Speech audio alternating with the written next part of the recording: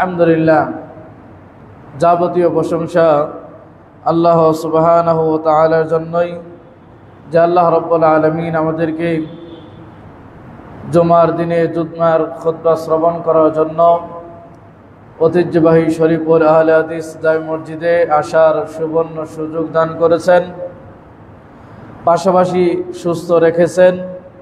সেজন্য আল্লাহ রাব্বুল আলামিনের শুকরিয়া আদায় করি, সকলে বলি আলহামদুলিল্লাহ।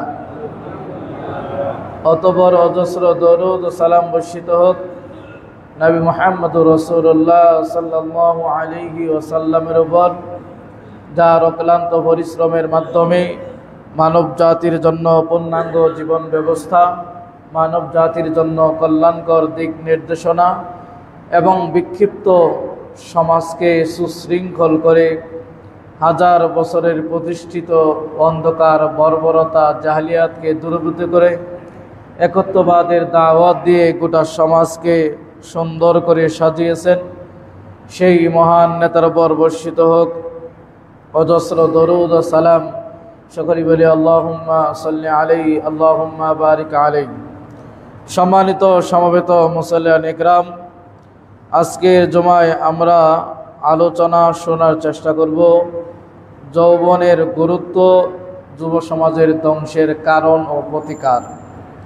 এই বিষয়ে আজকে আমরা আলোচনা শুরুতেই খুতবার প্রারম্ভে সূরা কাহফের 13 নম্বর আয়াত পাঠ করেছি।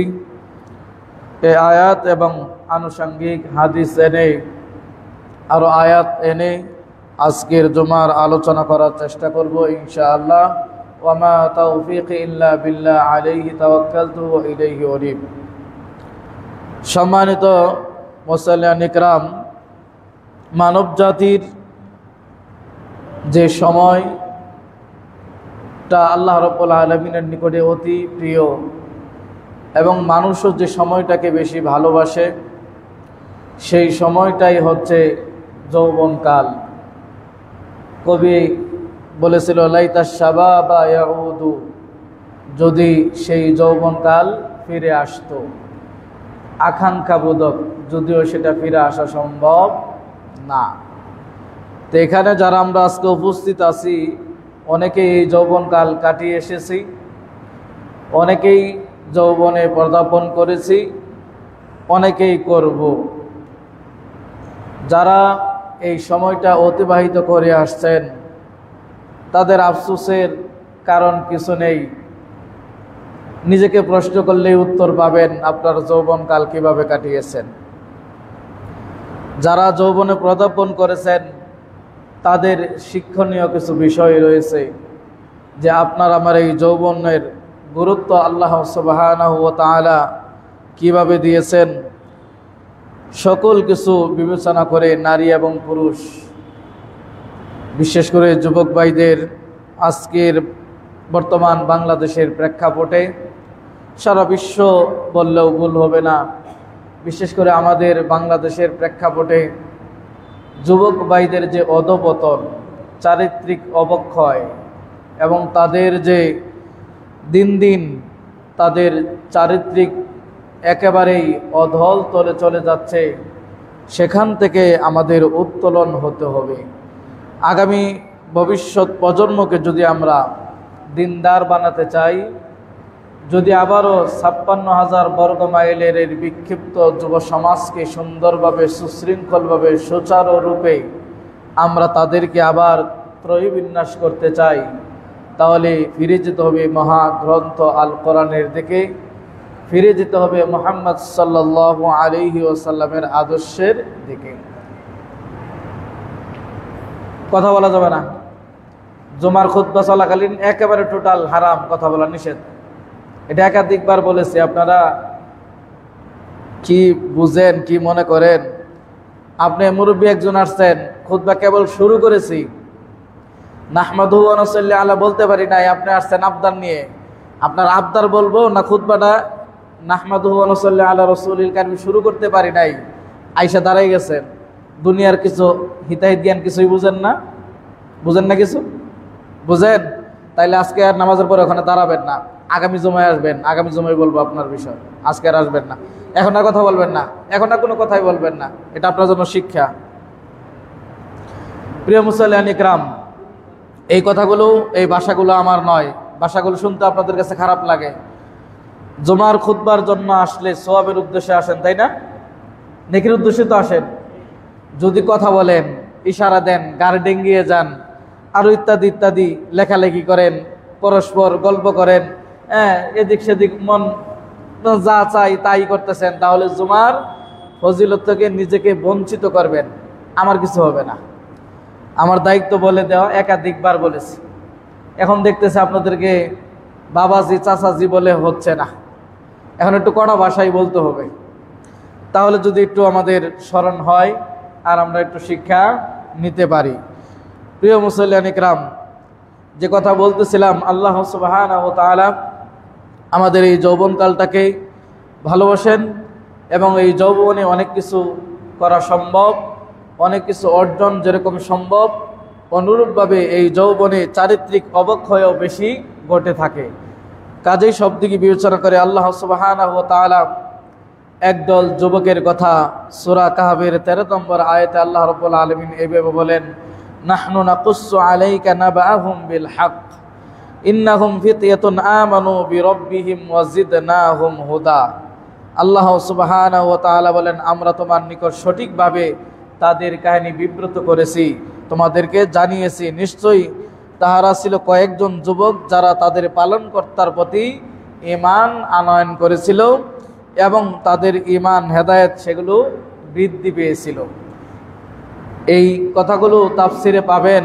কেউ কেউ আসহাবে কাহফের কথা বলেছেন, কেউ কেউ বলেছেন ঈসা আলাইহিস সালাতু ওয়াস সালামের পরে রোম সাম্রাজ্যে 7 জন যুবক তারা তাদের বিভিন্ন ধর্ম ত্যাগ করে এই দিন ইসলামের ধর্ম, একত্ববাদের ধর্ম তারা মেনে নিয়েছিল।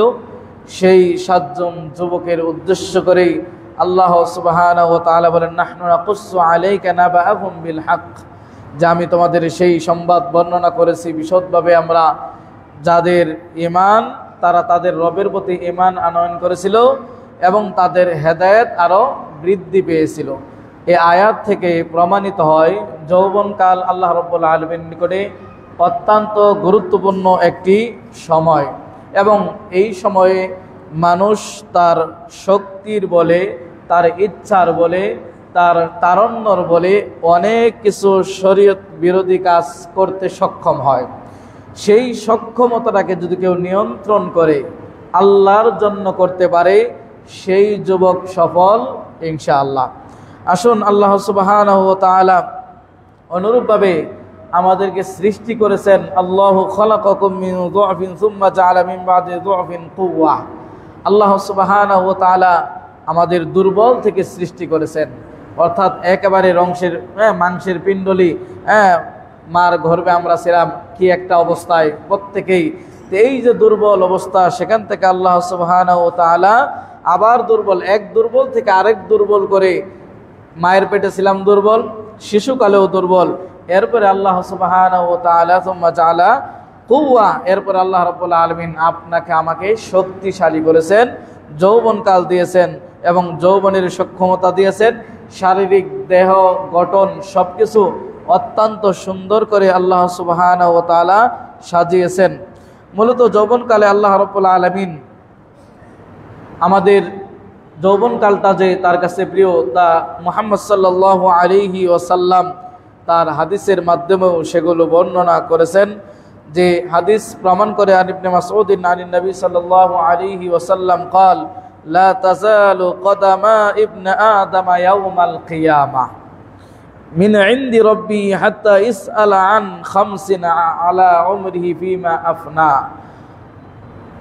وعن شبابه فيما أبلى وما له من أين اكتسبه وفيما أنفق وماذا عمل فيما علم। এই হাদিস থেকে প্রমাণ করে আল্লাহ রাসূল সাল্লাল্লাহু আলাইহি ওয়াসাল্লাম বলেন, কিয়ামতের দিন আদম সন্তান যারা আছে তারা তাদের রবের কাছ থেকে তাদের পা একটু নড়াতে পারবে না যতক্ষণ পর্যন্ত তারা এই 5টি প্রশ্নের উত্তর না দিবে। সেই 5টি প্রশ্নের উত্তর আদম সন্তান প্রত্যেককেই সম্মুখীন হতে হবে। সেদিন কঠিন অবস্থা। এই 5টি প্রশ্ন উত্তর আজকে আপনি আমি কয়জন দিতে পারবো? সেগুলো কি? আল্লাহ রাসূল সাল্লাল্লাহু আলাইহি ওয়াসাল্লাম আন উমরিহি ফিমা আফনা, গোটা জীবন সম্পর্কে জিজ্ঞাসা করা হবে। গোটা জীবন, সেই বুঝবান হওয়া থেকে নিয়ে মৃত্যুর আগ পর্যন্ত গোটা যে হায়াত 50, 60, 70, 80 বছর পেয়েছেন, সেই সময়টুকু কিভাবে অতিবাহিত করেছেন, 1 নাম্বার। 2 নাম্বার, ওয়ান শাবাবিহি ফিমা আবলাহ, বিশেষ করে আপনার এই যৌবনকাল কোথায় ব্যয় করেছেন। গোটা জীবনের ভিতরে তো যৌবনকাল আছে, এরপরেও এই হাদিসে কেন বিশেষ করে আবার এই যৌবনকাল নিয়ে আসলেন? কারণ এই যৌবনকালে অনেক কিছু করার সক্ষমতা থাকে, মন অনেক কিছু চায়, সেটাকে দমন করা অত্যন্ত কঠিন। রক্তের টকবগে কাউকে আপনি অন্যায়ভাবে মারতে দ্বিধাবোধ করেন না, গালি দিতে দ্বিধাবোধ করেন না, পুরো গোষ্ঠী উজাড় করে দেওয়ার মতো আপনি সেখানে ভূমিকা পালন করেন। কিন্তু যখন যৌবন চলে যায়, ভাটা পড়ে যায়, বার্ধক্য এসে যায়, তখন আর সেটা সম্ভব না। এই জন্য স্পেশালভাবে গোটা জীবন সম্পর্কে জিজ্ঞাসার পরে আবার বিশেষ করে স্পেশালভাবে তার যৌবনকাল সম্পর্কে এই জন্য জিজ্ঞাসা করা হবে, যেহেতু এই যৌবনকালে সে চাইলে অনেক কিছু করতে পারে, কিন্তু তার ভিতরে তার রবের ভয় আছে কিনা সেটাই দেখার বিষয়। 3 নাম্বার, ওমালিহি মিন আইন ইকতাসাবা, সম্পদ কোথায় থেকে উপার্জন করেছেন। এই প্রশ্ন বাংলাদেশ দুর্নীতি দমন কমিশন দুদক করলে অনেকে ফেসে যায়, তাই না? আর এই প্রশ্ন সেদিন আল্লাহ রাব্বুল আলামিন করবেন। তাহলে এখানে যারা আমরা উপস্থিত আছি, আমাদের মালের উৎস কি, মাল উপার্জনের উৎস কি, আয়ের উৎস কি, কোথা থেকে এটা উপার্জন করেছি, এই প্রশ্ন সেদিন আপনার বাংলাদেশের দুদক আপনাকে জিজ্ঞাসা না করলেও আল্লাহ রাব্বুল আলামিনের কাঠগড়ায় আপনাকে জিজ্ঞাসিত হতে হবে। তাহলে সম্পদ কোথা থেকে আমরা উপার্জন করেছি, 3 নাম্বার এটার প্রশ্ন উত্তর আপনাকে আমাকে অবশ্যই দিতে হবে। এরপরে কিয়ামতের দিন আপনি পা সামনে দিকে নিতে পারবেন, এর আগে ওখান থেকে পা নড়ানোর কোনো সুযোগ নেই। 4 নাম্বার, সেই সম্পদ উপার্জন করেছেন, ব্যয় করেছেন কোথায়? নাটক, সিনেমা, থিয়েটারে, গান বাজনা, অসামাজিক কাজে, নাকি সমাজের শৃঙ্খলা কাজে, ইসলামিক কাজে, কোরআনের কাজে, কোরআনের খেদমতে, মাদ্রাসা, মসজিদে, জনমানব কল্যাণের জন্য আপনি ব্যয় করেছেন। তাহলে আয়ের উৎস এবং ব্যয়ের উৎস এই দুটি আল্লাহ রাব্বুল আলামিন জিজ্ঞাসা করবেন। অতএব যেরকম আয় করব স্বচ্ছ জায়গা থেকে, অনুরূপভাবে আপনাকে আমাকে ব্যয় করতে হবে সেই স্বচ্ছ, নির্ভুল, খাঁটি, পিওর, নির্ভেজাল জায়গায় ব্যয় করতে হবে। দুটাই জিজ্ঞাসিত হতে হবে। শুধু বৈধভাবে অর্জন করবেন আর অবৈধভাবে সব ব্যয় করবেন, কোনোটাই হওয়া যাবে না। উপার্জন হতে হবে বৈধ এবং ব্যয়ের খাত হতে হবে বৈধ। 5 নাম্বার, যে ইলম অর্জন করেছেন, কোরআন হাদিস যাই জেনেছেন, হালাল হারাম, সুদ, জিনা, ব্যভিচার, জুলুম, অন্যায়, অবিচার, অনাচার, এগুলো মোটামুটি আমরা সবাই জানি যে বড় বড় অপরাধ কি, কবিরা গুনাহগুলো কি, কি করলে আল্লাহ রাব্বুল আলামিন নারাজ হন, প্রত্যেকেই জানি। এই যে জ্ঞান অর্জন করেছি, সেই জ্ঞান অর্জন অনুপাতে আমল করেছি কিনা। তাহলে এই 5টা প্রশ্নের উত্তর এখন যদি একবার নিজেকে জিজ্ঞাসা করেন, আমরা কয়জন উত্তর দিতে পারবো যে আমার গোটা জীবনে কত অপরাধ, আমার যৌবনকালে কত আল্লাহ দ্রোহিতা, এবং আমার সম্পদ উপার্জনে কত অবৈধ পন্থা, আমার সম্পদ ব্যয়ে কত অবৈধভাবে ব্যয় করেছি, অনুরূপভাবে কত কিছুই না শুনেছি, জেনেছি, ইলম অর্জন করেছি, খুতবাতেও শুনেছি, খুতবাতেও শুনে ইলম অর্জন করেছেন, কিন্তু কোনোটাই সেই অনুপাতে আমল করি নাই। এই 5টি প্রশ্নের উত্তর দিতে না পারলে কিয়ামতের দিন আপনার পা, এই আদম সন্তান কেউ তার পা নাড়াতে পারবে না, কঠিন অবস্থা হবে। তাহলে যৌবনকালের অবস্থা বুঝতে পেরেছেন গুরুত্ব কতটুকু। অনুরূপভাবে আল্লাহ রাসূল সাল্লাল্লাহু আলাইহি ওয়াসাল্লাম বলেন, সাবআতুন ইযিল্লুহুল্লাহু বিযিল্লিহি ইয়াওমা লা যিল্লা ইল্লা যিল্লুহু, যে সেই দিন আল্লাহ রাব্বুল আলামিনের আরশের বিশেষ ছায়া ছাড়া কোনো ছায়াই থাকবে না। 1 মাইল ঊর্ধ্বে থাকবে সূর্য, উপরের দিক থেকে তাপ, নিচের দিক থেকে তাপ, দুই দিকে তাপের কারণে মানুষের অপরাধের ধরনে মগজ শরীর এগুলো সব গলে কারো হাঁটু পর্যন্ত, কারো কোমর পর্যন্ত, কারো কাঁধ পর্যন্ত কেউ সেখানে সাঁতরাতে থাকবে এই নোংরা আবর্জনার ভিতরে। এতটা দূর অবস্থা, এতটা কঠিন অবস্থা। অল্প কিছুদিন পূর্বে প্রচণ্ড গরমে আমরা সবাই হায় হতাশ হয়ে গেছিলাম। সূর্যর 30 লক্ষ মাইল ঊর্ধ্বে আরো সূর্যের তাপ যদি এতটা ভয়াবহ হয়, 1 মাইল ঊর্ধ্বে সূর্য থাকবে, নিচের দিক থেকে মনে করেন তামাকে যখন গরম করা হয় আর সেখানে যদি আলকাতরা মিশ্রণ করা হয়, সেটা গরমের ভাবটা কিন্তু অন্যদের তুলনায় বেশি হয়। তামা জিনিস গরম হলে অন্য গরমের তুলনায় তামা জিনিস গরম হলে অত্যন্ত গরম হয়। আর যদি আলকাতরা মিশ্রিত পোশাক থাকে তাহলে কঠিন অবস্থা। আগুনে আলকাতরা দিলে কম জ্বলে না বেশি জ্বলে? বেশি জ্বলে। তাহলে এগুলো হবে জাহান্নামীদের পোশাক। সেদিন অবস্থা, সেই কঠিন অবস্থায় কোনো ছায়া থাকবে না। আল্লাহ রাব্বুল আলামিনের সেই বিশেষ ছায়া ব্যতি রেখে সেই বিশেষ ছায়ায় কেবলমাত্র শুধুমাত্র একমাত্র 7 শ্রেণীর ব্যক্তিরা, 7 প্রকারের মানুষেরা তারাই ছায়া পাবে, অন্য কেউ ছায়া পাবে না। সেদিন বুঝতে পারবেন ছায়ার কত মূল্য।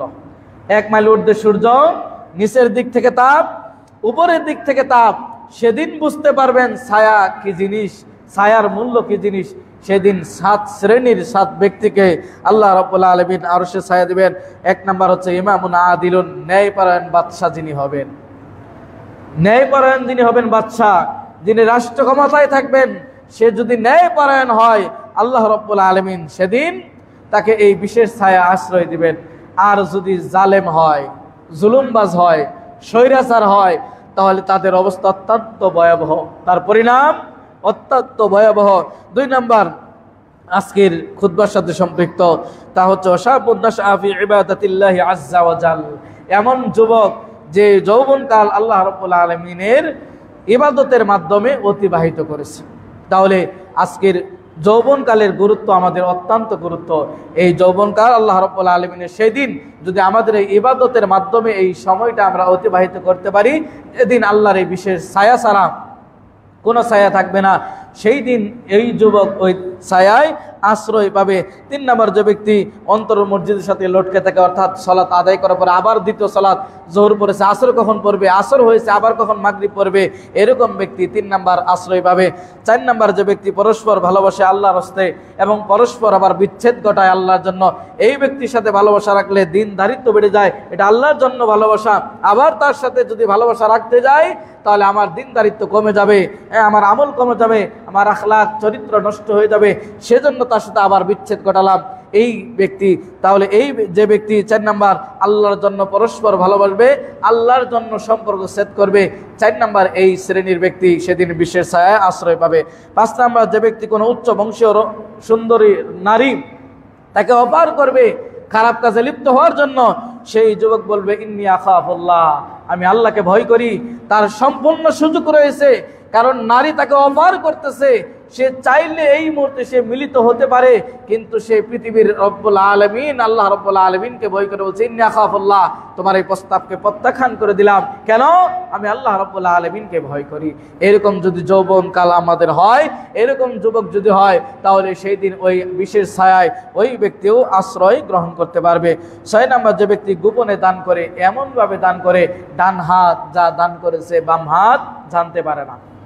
এর অর্থ হচ্ছে আপনি গোপনে দান করা, গোপনে দান করবেন, এমনভাবে দান করবেন পৃথিবীর কেউ জানার দরকার নাই, মসজিদের ইমাম সাহেব খতিব সাহেব জানার দরকার নাই, বক্তারও জানার দরকার নাই, কমিটিরও জানার দরকার নাই, যাকে জানা দরকার তিনি জানলেই হয়েছে, তিনি হচ্ছেন আল্লাহ রাব্বুল আলামিন।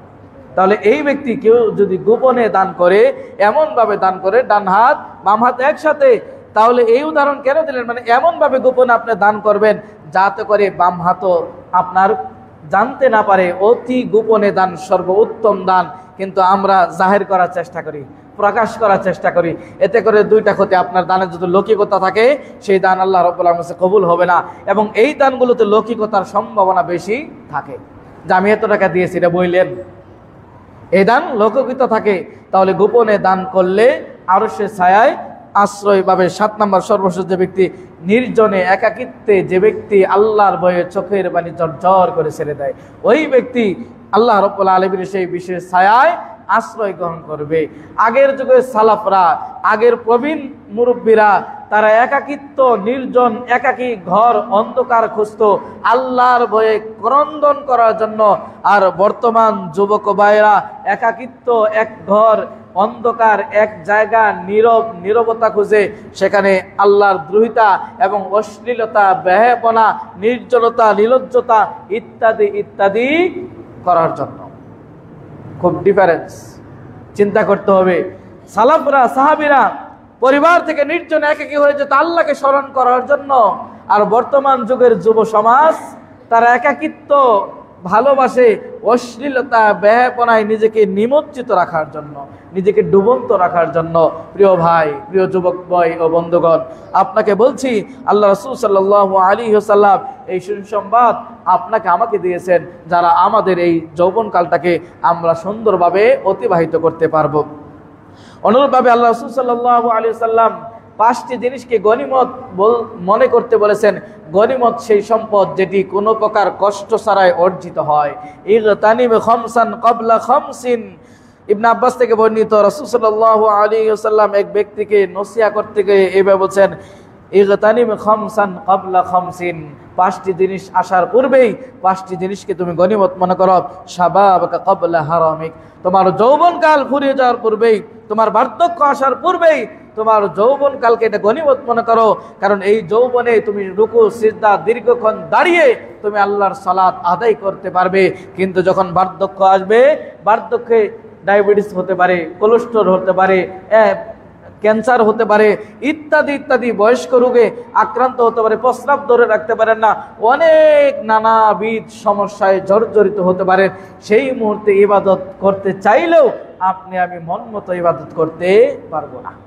তাই যৌবনকাল ফুরিয়ে যাওয়ার পূর্বেই আর বার্ধক্য আসার পূর্বেই এই যৌবনকালকে আপনার আমার গনিমত মনে করতে হবে, এটাকে কাজে লাগাতে হবে।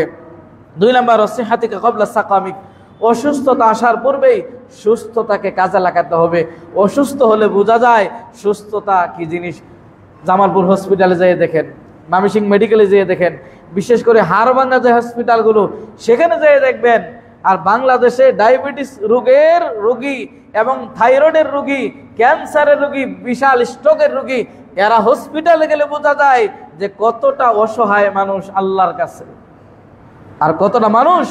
আর আমরা সুস্থ হয়ে আপনি আমি আল্লাহ রাব্বুল আলামিনের ইবাদত করি না।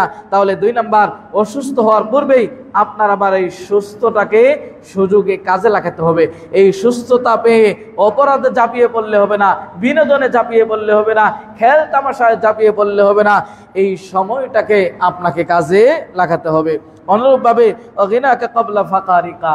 দারিদ্রতা আসার পূর্বেই যখন সচ্ছল আপনার ব্যক্তি জীবনের জন্য কিছু ইবাদত করে নেন, দান সদকা করে নেন। সচ্ছলতা আছে, এই সচ্ছলতা একসময় নাও থাকতে পারে। সে অসচ্ছল অবস্থা আসার পূর্বেই আজকে আমি দান করতে 100 টাকা সক্ষম, আজকে আমি 100 টাকা দান করে দিব। আগামীকাল হয়তো আমি 100 টাকা দান করতে সক্ষমতা নাও রাখতে পারি। এখন আমার সক্ষমতা আছে, দানে সম্পদ বৃদ্ধি হয়, দানে মাল বৃদ্ধি হয়, দানে সম্পদ কমে যায় না, দানে বরকত হয়, হয়তো আপনি আমি বুঝতে পারি না। কাজেই তাহলে দারিদ্রতা আসার পূর্বেই আপনাকে আমাকে কাজে লাগাতে হবে কোনটি? সচ্ছল অবস্থাকে কাজে লাগাতে হবে। অনুরূপভাবে ফিরাগিকা ক্বাবলা শুগলিক। অনুরূপভাবে অবসর আসার, ব্যস্ততা আসার পূর্বেই অবসরতাকে কাজে লাগাতে হবে। শুক্রবার, শনিবার সরকারি ছুটি দিন, এই 2 দিন আপনার অফিস থাকে না, আদালত থাকে না, অফিসিয়াল কাজ থাকে না। আপনি ইবাদতে মত্ত হওয়ার চেষ্টা করেন। গোটা পরিবারকে নিয়ে জুমার সালাতে চলে যান, যেখানে ভালো খুতবা হয়, যে ওই মসজিদে ভালো খুতবা হয়, চলো আজকের নসিহত শোনার জন্য ওই মসজিদে যাই, আমরা ব্যতিক্রমী একটা আলোচনা শোনার চেষ্টা করি। প্রয়োজনে স্ত্রীদেরকে নিয়ে, সন্তানদেরকে নিয়ে আসরে পরে বেরো যান কোথাও, ভালো একটি জায়গা নির্ধারণ করে সেখানে বিনোদন স্বরূপ এবং কিছু কোরআন সুন্নাহর আলোচনা স্বামী স্ত্রীর মাঝে, ছেলে মেয়েদের মাঝে কিছু আলোচনা ব্যক্তিগতভাবে করার চেষ্টা করুন, নৈতিক সিস্টেম করার চেষ্টা করুন। হ্যাঁ, তাহলে এত করে কাজে দিবে। তাহলে এই যে অবসর সময়টা, এই অবসর সময় একসময় থাকবে না। একটা সময় দেখবেন বিয়ে শাদী করবেন, সংসার হবে, ছেলে মেয়ে হবে, হ্যাঁ বাচ্চা কাচ্চা হবে, ব্যবসা বাণিজ্য বৃদ্ধি হবে, ইবাদত করতে চাইলেও সময় আর খুঁজে পাবেন না। কাজেই যখন অবসরতা আসবে সেটাকে সুযোগ বুঝেই সাথে সাথে আমাদের কাজে লাগাতে হবে। 5 নম্বর সর্বশেষ সেটি হচ্ছে ও হায়াতিকা কবলা মাউতিকা, মৃত্যু আসার পূর্বেই জীবিত যেহেতু আছেন একটা সিজদা আল্লাহর কাছে বেশি দেওয়ার চেষ্টা করেন। জীবিত যেহেতু আছেন একটা ভালো কাজ বেশি করার চেষ্টা করেন। আপনার রব আপনাকে যেহেতু আজকে পর্যন্ত জীবিত রেখেছে, আপনি অন্যদের তুলনায় অন্য দিনের তুলনায় আজকে একটু বেশি ভালো কাজ করার চেষ্টা করুন। কারণ মৃত্যুর ঘণ্টা বেজে গেলে, মৃত্যু এমন একটা জিনিস, এটা এসে গেলে এটাকে ফেরানোর পৃথিবীর কারো কোনো ক্ষমতা নেই। দ্বিতীয়বারও ফিরে আসার কারো কোনো সম্ভাবনা কিয়ামত পর্যন্ত নেই। এখানে আসা যায়, যখন চলে যাবেন রূহ তখন শুধু বডি পরে থাকবে, এটা দ্বিতীয়বার আর ফিরে আসবে না। এই দুনিয়াবী জীবন আর কখনোই ফিরে আসবে না। সেটা হোক বুক বিলাসিতা, সেটা হোক দারিদ্রতা, সেটা হোক কষ্টের জীবন, যে যেরকমই জীবন যাপন করেন না কেন, কোনো জীবনই আর ফিরে আসবে না। তাই জীবনটা যাওয়ার আগে আসুন আমরা আমাদের জীবনটাকে মূল্যায়ন করার চেষ্টা করি। প্রিয় মুসল্লিয়ান ইকরাম, যেটা বলতেছিলাম যে যৌবনকালের গুরুত্ব, অনুরূপভাবে বিভিন্ন ইমাম এবং সালাফগণ বিভিন্ন উক্তি করেছেন। যৌবনকালটা যখন কোনো ব্যক্তি, ইমাম ইবনে তাইমিয়া রাহিমাহুল্লাহ তিনি বলেন, যখন কোনো ব্যক্তি যুবকের বৃদ্ধি শক্তিশালী হয়, স্বভাব এবং তার ভারসাম্য হয় এবং তার মধ্যে ভালো কাজের উদ্যম হয়, তখন সেই যুবক লাভবান হয়। যখন যৌবনকালের ভিতরে পরিপূর্ণতা পায় এবং তার ভিতরে ভালো কোনো কিছু লক্ষণ করা যায় এবং ভালো কিছু সে রিসিভ করে, তাহলে ওই যৌবনকালে সে কল্যাণ এবং পরিপূর্ণতা পেয়েছে। যেই যৌবনকালে খারাপ সব কিছুই, ভালো কোনো কিছু অর্জিত হয় না, সেই যৌবনকাল আমাদের কোনো কল্যাণ বয়ে আনতে পারে না। ইমাম শাওকানি রাহিমাহুল্লাহ তিনি বলেন, আশ-শাবাবু মাহাল্লুল ফিতনা, যৌবনকালটা হচ্ছে একটা পরীক্ষার সময়। যৌবনকালটা হচ্ছে একটা পরীক্ষার জায়গা। এই পরীক্ষার জায়গাতে ফামান সাবাতা ফিহি ফাকাদ ফাযা ফাওজান আযীমা। আর এই যৌবনকালে এই পরীক্ষার সময়টা যে ব্যক্তি নিজেকে দৃঢ় রাখতে পারলো, যে ব্যক্তি নিজেকে সচ্ছল রাখতে পারলো, যে ব্যক্তি নিজেকে খাঁটি পিওর নির্ভেজাল রাখতে পারলো, সেই ব্যক্তি মহা সফল কাম হলো। ইমাম শাওকানি রাহিমাহুল্লাহ চমৎকার কথা বলেছেন। তাহলে আমাদের এইভাবে নিজের জীবনকে গড়তে হবে। অনুরূপভাবে ইমাম ইবনে কাইয়্যিম রাহিমাহুল্লাহ তিনি বলেন, ফাইন্না শাহওয়াতু বিশ-শাবাবি আকওয়া ওয়া মাখালিফতুহা আ'যামা আজরা, যে যৌবনকালে মানুষের প্রবৃত্তির শাহওয়াত বেশি হয়, আর এই যৌবনকালে যদি এর বিপরীতে কেউ হাঁটতে পারে, প্রবৃত্তির শাহওয়াতের বিপরীতে নিজেকে কন্ট্রোল করতে পারে, নিজেকে সেভ করতে পারে, তাহলে আ'যামা আজরা, তাহলে ওই ব্যক্তি যেন বেশি পরিমাণে নেকি অর্জন করতে পারলো। কেন? তার সক্ষমতা ছিল অনেক কিছু করার, কিন্তু আল্লাহর ভয়ে সে করে নাই, সেজন্য তার আল্লাহ রাব্বুল আলামিন তাকে বিনিময় দিবেন। অনুরূপভাবে ইমাম ইবনে বাস রাহিমাহুল্লাহ তিনি বলেন, আশ-শাবাবু হুম ইমাদুল উম্মাহ, যে যৌবনকাল এটি হচ্ছে গোটা জাতির জন্য একটা খুঁটি স্তম্ভ। ফাসালাহুম সালাহুল মুস্তামা, যদি এই যৌবনকালটা সঠিক হয়, শুদ্ধ হয়, সুন্দর হয়, গোটা সমাজ সুন্দর হবে। ফাসাদুহুম ফাসাদান লিল উম্মাহ, আর এই কালটা যদি, এই যৌবন কালটা যদি বিনষ্ট হয়, চরিত্র হরণ হয়, তাহলে গোটা উম্মত বিনষ্ট হবে। তাহলে আপনার এই যৌবন কালটা যদি একটা উম্মতের খুঁটি স্তম্ভ, আর এই খুঁটি যদি ঠিক থাকে, তাহলে গোটা সমাজই ঠিক থাকবে। আর গোটা সমাজকে ঠিক রাখতে হলে যুবকদেরকে ঠিক রাখতে হবে। এটা যদি ঠিক থাকে, পুরা সমাজ ঠিক থাকবে, গোটা জাতি ঠিক থাকবে। কেননা এটা জাতির বৈশিষ্ট্য, কেননা এটা জাতির স্তম্ভ। আর এটা যদি বিনষ্ট হয়ে যায়, তাহলে গোটা উম্মতই বিনষ্ট হয়ে যাবে। আসুন আমরা যৌবনকালের গুরুত্ব জানতে পারলাম। অনুরূপভাবে ইসলামের ইতিহাসের মুসলিম যুবকদের এক একজনের ঈমান এবং ত্যাগ শিকার। হযরত আলী বিন আবি তালেব রাদিয়াল্লাহু আনহু, তার জীবনের ভূমিকা যদি আমরা দেখি, যৌবনকাল টকবগে একজন যুবক, তার কি সুন্দর ভূমিকা ইসলামের জন্য। আল্লাহ রাসূল সাল্লাল্লাহু আলাইহি ওয়াসাল্লাম বিজয়ের পূর্বে তিনি ঘোষণা করলেন, আগামীকাল এমন একজনের হাতে, খাইবার যুদ্ধের আপনারা জানেন যে আগামীকাল এমন একজনের হাতে পতাকা দেয়া হবে, যার হাতে বিজয় হবে, যে ব্যক্তিকে আল্লাহ ভালোবাসে এবং আল্লাহ রাসূল ভালোবাসে, এবং ওই ব্যক্তিও আল্লাহ এবং তার রাসূলকে ভালোবাসে। চারটিখানি কথা, সবাই উদ্রেক, সব সাহাবীরা পেরেশান। যে আল্লাহ ভালোবাসে এবং আল্লাহ তাকে ভালোবাসে, এবং বিজয়ের ঝান্ডা দেওয়া হবে তার হাতে, খাইবার বিজয় হবে। এই জন্য সকল সাহাবীরা পেরেশান যে কে হবে সেই বিজয়ীর পতাকা ঝান্ডা বহনকারী, কে হবে যে আল্লাহ রাসূল সাল্লাল্লাহু আলাইহি ওয়াসাল্লাম এই বিশাল ঘোষণা দিলেন, সুসংবাদ দিলেন যে আগামীকাল এমন একজনের হাতে পতাকা দেওয়া হবে, বিজয় তার হাতে হবে। যে আল্লাহকে ভালোবাসে আল্লাহ তাকে ভালোবাসে, আল্লাহ রসুল ভালোবাসে আল্লাহ রসুলকে সে ভালোবাসে। সাহাবীরা সকলেই পেরেশান। ঘটনাক্রমে ফজরের সালাতের পরে রাসূল সাল্লাল্লাহু আলাইহি ওয়াসাল্লাম বললেন, আমরা যেটা বাংলায় বলি যার বিয়ে তার খবর নাই, পাড়াবসির ঘুম নাই। যার হাতে দেওয়া হবে সেই ঝান্ডা বিজয়ের পতাকা তিনি নেই। আল্লাহ রাসূল জিজ্ঞাসা করলেন, আলী কোথায়? সাহাবীরা বললেন, আলী রাদিয়াল্লাহু আনহু তিনি চোখে ব্যথা অনুভব করছেন, তাই তিনি উপস্থিত হতে পারেন নাই। আল্লাহ রাসূল সাল্লাল্লাহু আলাইহি ওয়াসাল্লাম ডেকে পাঠালেন, এনে রাসূল সাল্লাল্লাহু আলাইহি ওয়াসাল্লাম মুখের থুতু দিয়ে আলী রাদিয়াল্লাহু আনহু চোখের ব্যথা ভালো হয়ে গেল, এবং তার হাতে সেই খাইবারের ঝান্ডা দিয়ে দেওয়া হলো, বিজয়ের পতাকা দেওয়া হলো। সেই ব্যক্তিটিকে আলী বিন আবি তালেব কোন অবস্থায় দিয়েছিল? বার্ধক্য না, টকবগে যৌবন, যৌবনকালের গুরুত্ব, এবং এইভাবেই রাসূল সাল্লাল্লাহু আলাইহি ওয়াসাল্লাম দিয়েছেন। এবং আলী রাদিয়াল্লাহু আনহু মারহাবের সঙ্গে, মারহাব খাইবারের তিনি একজন লড়াকু সৈনিক, হ্যাঁ, মারহাব ছিল খাইবারের সবচেয়ে বিখ্যাত শক্তিশালী যোদ্ধা।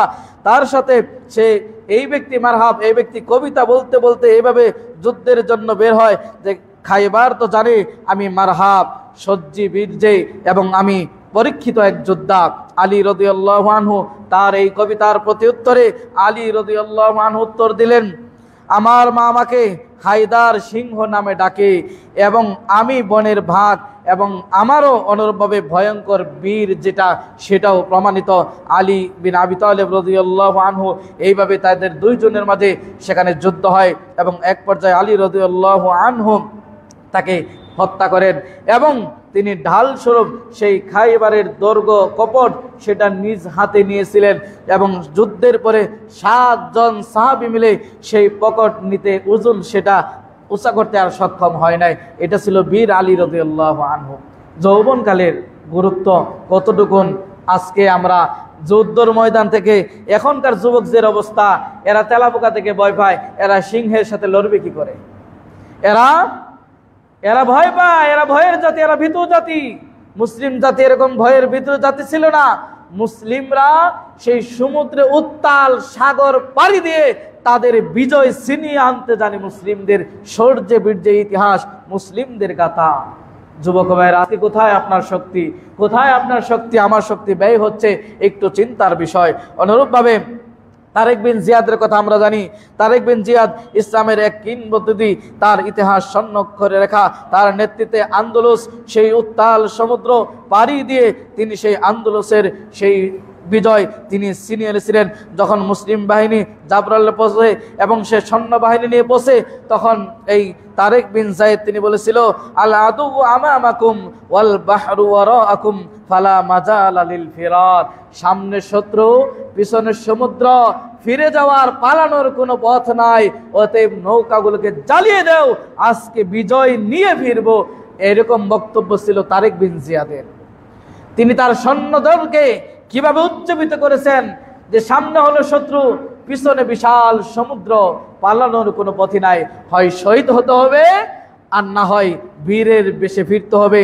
তিনি সৈন্যদের ভিতরে শক্তি সঞ্চার করার জন্য নৌকাগুলোকে জ্বালিয়ে দিতে বললেন, যাতে করে কেউ পালানোর চিন্তাও না করতে পারে, কারণ বিশাল সমুদ্র, ঝাঁপ দিয়ে পালানো সম্ভব নয়। এই ছিল মুসলিমদের যুবকদের। অনুরূপভাবে আপনারা জানেন মোহাম্মদ বিন কাসেমের ইতিহাস, মহান বীর। তিনি অল্প বয়সেই ভারতবর্ষে ইসলামের আলো পৌঁছে দিয়েছিলেন, এবং বীর বিক্রমে সিংহ গর্জনে তিনি সেখানে ইসলামের পতাকা উড়িয়েছিলেন।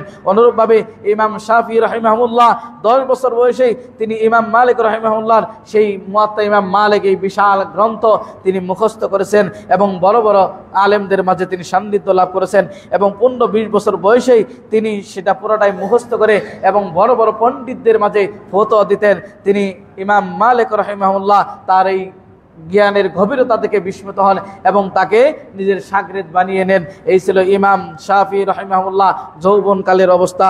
অনুরূপভাবে এইভাবে যদি আমরা চিন্তা করি, আরো অনেক মুসলিম বীরদের কথা যুবকদের কথা, আপনাকে আমাকে খালিদ বিন ওয়ালিদের কথা, তারিক বিন জিয়াদের কথা, ওমর বিন খাত্তাবের কথা, ওসমান বিন আফফান রাদিয়াল্লাহু আনহুর কথা, আবু বকর রাদিয়াল্লাহু আনহুর কথা, এরা প্রত্যেকেই যৌবনকাল কাটিয়েছে আল্লাহর জন্য, এই দ্বীনের জন্য, ইসলামের জন্য, একত্ববাদের জন্য। আজকে যুবকরা আমরা কোথায়? আজকে যুবক ভাইরা কোথায়? নিজেরকে প্রশ্ন করুন যে আপনার টার্গেট একটাই, দুনিয়াতে কিভাবে সফল হবেন, টার্গেট একটাই কিভাবে পয়সা কামাবেন, টার্গেট একটাই কিভাবে রাতারাতি ধনী হওয়া যায়। দিন ধর্ম সব পিছনে ফেলে কিচ্ছুর প্রয়োজন নাই। আজকে যুবকদের অবস্থা হতাশা। আসুন আমরা জানতে পারলাম যৌবনকালের গুরুত্ব। সময় একেবারে শেষ প্রান্তে, এখান থেকে পরিত্রাণের যুব সমাজ ধ্বংসের কারণগুলো আমরা জেনে নেই। যেহেতু এই সমাজে আমাদের অনেক যুবক ভাইয়েরা আছে, তাদের ভিতরে যেমন ভালো আছে, তাদের ভিতরে আবার অনুরূপ এর উল্টাটাও অনেকে রয়েছে, সেগুলো আমরা মিলিয়ে নিব। সমাজ ধ্বংসের, যুব সমাজ ধ্বংসের অন্যতম একটি কারণ হচ্ছে তারা আখিরাতকে ভুলে গেছে, দুনিয়ার পিছনে ছুটে। আল্লাহ রাব্বুল আলামিন বলেন, ইয়ালামুনা যাহিরাম মিনাল হায়াতিদ দুনিয়া ওয়া হুম আনিল আখিরাতি হুম গাফিলুন, যে তারা দুনিয়ার চাকচিক্য বাহিক্য দেখে সেদিকে তারা দৌড়ায়, আর আখিরাত সম্পর্কে তারা ভুলে গেছে, উদাসীন। আজকে বর্তমান অধিকাংশ যুবকদের লক্ষ্য বস্তুর ভীষণ হচ্ছে কিভাবে আমি কোটিপতি হব, কিভাবে বড় হব, কিভাবে সমাজে নেতৃত্ব দিব, কিভাবে প্রভাব বিস্তার করব, এটাই যেন আজকে নেশা এবং পেশায় দাঁড়িয়েছে যুব সমাজের। অনুরূপভাবে 2 নাম্বার যুব সমাজ অবক্ষয়ের কারণ, ধ্বংসের কারণ, 2 নম্বর যে কারণ হচ্ছে দিনদার স্ত্রী বা মা নির্বাচন না করা। দিনদার স্ত্রীর ক্ষেত্রে দিনদারিত্ব আমরা প্রাধান্য দেই না। সুন্দরী রূপসী উচ্চ বংশীয় মর্যাদা হলে, শ্বশুরের টাকা পয়সা হলেই দিনদারিত্ব আছে না নাই সেটা দেখার কোনো অবকাশ নাই, তাকে আমরা বিবাহ করে নেই। এই যে দিনদারিত্ব স্ত্রীকে প্রাধান্য না দেওয়া, অনুরূপভাবে মা নির্বাচনের ক্ষেত্রে, মা নির্বাচন তো আপনি করতে পারবেন না, আপনার বাবা করবে, আপনার সে তার স্ত্রী হিসাবে। এই মা নির্বাচনের ক্ষেত্রেও আমরা ভুল করি, কারণ সত্যিকার অর্থে দিনদারিত্ব মা যদি আমরা না দিতে পারি, তাহলে দিনদারিত্ব ছেলে মেয়েও আমরা পাবো না। এক্ষেত্রে আমাদের অধঃপতনের অন্যতম আরও একটি কারণ। অনেকগুলো হাদিস রয়েছে, সেগুলো আমরা না গিয়ে কারণগুলো উল্লেখ করছি। অনুরূপভাবে 3 নম্বর কারণ দিনদার স্বামী বা বাবা না হওয়া। দিনদার অনেক ক্ষেত্রে স্ত্রীরা পর্দা করার চেষ্টা করে, 5 ওয়াক্ত সালাতের চেষ্টা করে, কিন্তু স্বামী দায়ুস এমন বেহায়া, তার এগুলো ভালো লাগে না। তার ভালো লাগে গোটা সমাজকে দেখাবে, পুরো শরীফপুর বাজার মানুষ দেখবে এবং জামালপুর জেলা মানুষ দেখবে, দূর দূরান্তের যুবকরা তারা দেখবে কাঁঠাল যেরকম ভেঙে দিয়ে মাছি ভ্যান ভ্যান করে, কিছু যুবক ভাইরা, কিছু স্বামীরা এতটাই মনহীনতা, এতটাই নোংরা, তাদের স্ত্রীদেরকে মশারির মতো পাতলা কাপড় পরিয়ে রাস্তাঘাটে বের করতেও এরা ইতস্তত করে না। এদের লজ্জা হায়া বলতে কিচ্ছু আছে বলে আমার মনে হয় না। আমার স্ত্রী আরেকজন দেখবে, এটা আমি কি করে সহ্য করব? তোমার ভিতরে যদি পুরুষত্ব থাকে, তোমার স্ত্রী অন্যজন দেখবে, অন্যজনকে দেখার সুযোগ করে দিবে, এরপরে তুমি আবার সৎ স্বামী হও কি করে? এরপরে মুসলিম সমাজের স্বামী তুমি দাবি করো কি করে? মুসলিম রমণীর স্বামী তুমি দাবি করো কি করে? নির্লজ্জ বেহায়া। অনুরূপভাবে আমার আপনাদের কাছে আবেদন, দিনদার স্বামী যেরকম দরকার, অনুরূপভাবে দিনদার বাবাও দরকার। কারণ আল্লাহ রাব্বুল আলামিন বলেন, ইয়া আইয়ুহাল্লাযীনা আমানু কু আনফুসাকুম ওয়া আহলিকুম নারা, হে ঈমানদারগণ, তোমরা তোমাদের নিজেদেরকে রক্ষা করো, আর রক্ষা করার জন্য, পরিবার রক্ষা করার জন্য পিতা, স্ত্রী রক্ষা করার জন্য স্বামী। এই জন্য স্বামীর দায়িত্ব রয়েছে। কুল্লুকুম রাঈন ওয়া কুল্লুকুম মাসউলুন আন রাইয়াতিহি। বুখারী বর্ণনায় আল্লাহ রাসূল সাল্লাল্লাহু আলাইহি ওয়াসাল্লাম বলেছেন, প্রত্যেকেই দায়িত্বশীল, প্রত্যেকের দায়িত্ব সম্পর্কে জিজ্ঞাসিত অবশ্যই হতে হবে। অতএব আপনাকে আমাকে আপনার স্ত্রী কিভাবে চলাফেরা করে, আপনি স্বামী হিসাবে দায়িত্বশীল। যদি দায়িত্বের খাতায় নাম লেখাতে চান, যদি জাহান্নামে যেতে চান, এটা আপনার ইখতিয়ার। আমাদের দায়িত্ব আপনাকে বলা, আমাদের দায়িত্ব আপনাকে সতর্ক করা। 4 নম্বর, ইসলামিক পদ্ধতিতে বিবাহ না করা। বিবাহটা শুরু হয় ইসলামিক কাজ দিয়ে, বিবাহটা শুরুই হয় হিন্দুদের যত অবসংস্কৃতি সবগুলো দিয়ে বিবাহের পদ্ধতি শুরু হয়। বিবাহের পদ্ধতির মধ্যে আমাদের থাকে এঙ্গেজমেন্ট, খ্রিস্টানদের নীতি। অনুরূপভাবে গায়ে হলুদ, এটা হচ্ছে হিন্দুদের নীতি। যৌতুক প্রথা, এটা হারাম একটি নীতি, আর এগুলোই আমাদের মাঝে বেশি। কদম মুসি বিদাত নীতি। অনুরূপভাবে বরের পক্ষ থেকে 400-500, এটা হচ্ছে জুলুমের নীতি।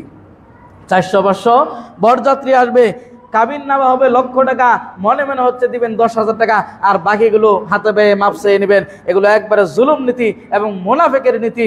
এই নীতিগুলো বিবাহতে থাকার কারণে গান বাদ্য বাজনা শুরু হয়ে হারাম কাজ দিয়ে ওখানে বরকত আসবে কি করে? প্রত্যেকটা বিবাহতে, প্রায়গুলো শরীফপুরের বিবাহগুলোতে, প্রায় বিবাহগুলোতে আপনার কাছে এখন ভালো নাও লাগতে পারে, মিলিয়ে নেবেন। বিবাহ হলে গান বাজাতে হবে। কোন মুসলিম আপনি, কোন ধরনের মুসলিম? কোন অনুষ্ঠান হলে গান বাজাতে হবে? হারাম কাজ দিয়ে সব, প্রত্যেকটা অনুষ্ঠান হারাম কাজের সাথে আপনারা জড়িত হন। যদি আমি হয়তো ইসলাম বেঁচে থাকি, জানাজার সালাত কিভাবে এখানে হয় আর জানাজার নামাজ কে পরে আমি দেখবো একটু ইনশাআল্লাহ। মরার সময় যে বাবারা, যে মায়েরা এই ব্যবস্থা করেন, মরা যাওয়ার সময় কবর একটা ডেস্ক দিয়ে দেন, দিবেন। তখন তো ইমাম সাহেব, আমার ছেলে শেষ, আসেন দোয়া করেন, তখন ইমাম সাহেবের প্রয়োজন না, তখন প্রয়োজন।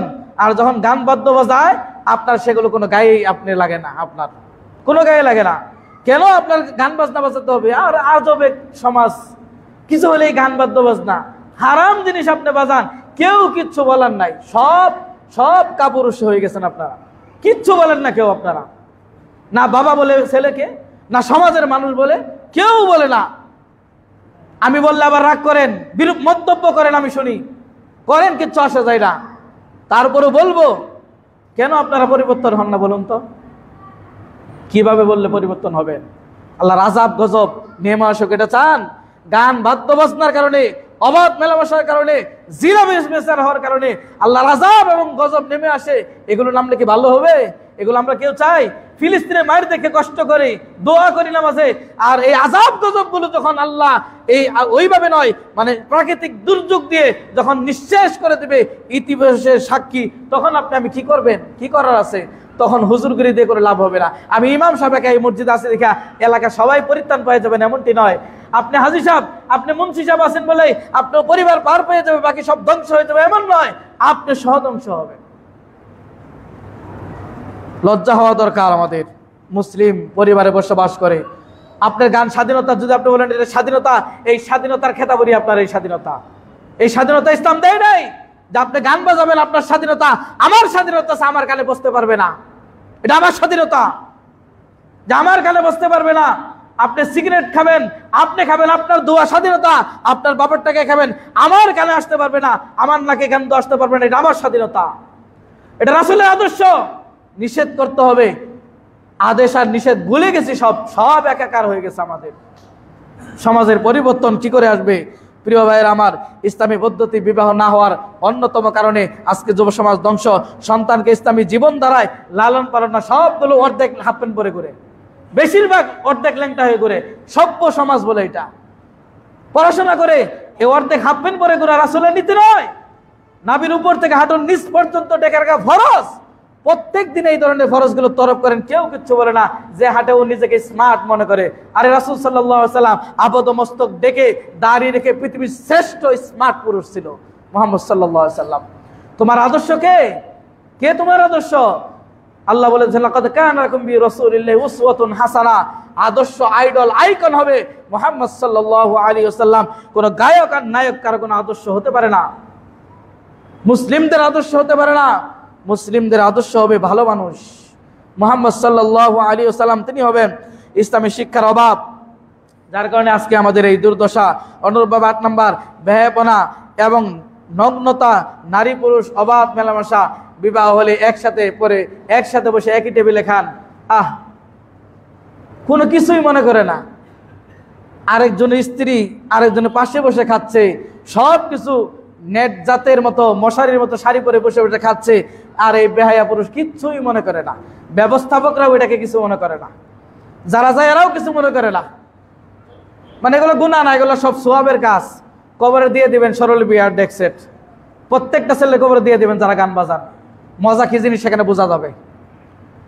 যখন অন্ধ ফেরেশতার হাতুর পিটনি পড়বে তখন বুঝতে পারবেন এই ডেক সেট বাজিয়ে মাটি কাঁপানো কি জিনিস, সেদিন বুঝতে পারবেন কবর কাঁপে কিভাবে, কবরে মাটি কিভাবে চাপা দেয়, সেদিন বুঝতে পারবেন। প্রিয় মুসলিয়ান ইকরাম, অনুরূপভাবে মাদকের সরাসরি নেশায় আসক্ত গোটা সমাজ। আজকে সারা বাংলাদেশ ব্যাপী প্রত্যেকটা জায়গায় খুন, ছিনতাই, রাহাজানি যা হচ্ছে, এর পিছনে সবচাইতে যেটি অন্যতম কারণ তা হচ্ছে মাদকতার সয়লাভ। আর এগুলো এই সমাজে ব্যবসা বাণিজ্য পর্যন্ত হয়। আপনারাই জানেন, এগুলা আমার চাইতে বেশি জানেন। একটাও বন্ধ করেন না। কিভাবে আগামী প্রজন্মকে কিভাবে আপনি সুন্দর দিন দিবেন, কি সমাজ দিবেন আপনি? যারা এগুলোর সাথে জড়িত, আল্লাহ তাদের হেদায়েত দেখ, বোঝার চেষ্টা করুন। আপনি নিজে ধ্বংস হচ্ছেন, পরিবারকে ধ্বংস করছেন, সমাজকে ধ্বংস করছেন, আগন্তুক ভবিষ্যৎ প্রজন্মকে আপনি ধ্বংস করে দিচ্ছেন। একবার আপনার বিবেক কাঁপে না? এই ধরনের হারাম কাজ করে সমাজকে কলুষিত করতে। অনুরূপভাবে ইসলামী আদর্শবান রোল মডেল আমাদের নাই। আমরা অন্যকে রোল মডেল মনে করি, সময় নষ্ট করি খেলাধুলার মাধ্যমে, সিনেমার মাধ্যমে। ফুটবল খেলা নিয়ে অনেকে প্রশ্ন করেছেন।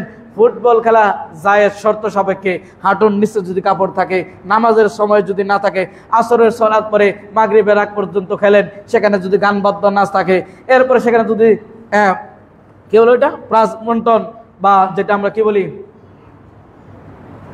বাজি ধরা, এগুলো যদি না থাকে, শারীরিক কসরতের জন্য খেলাধুলা করা যেতে পারে, কিন্তু নামাজ বাদ দিয়ে নয়, এবং গাফেল হয়ে যে নয়, নেশা এবং পেশা না হয়ে নয়।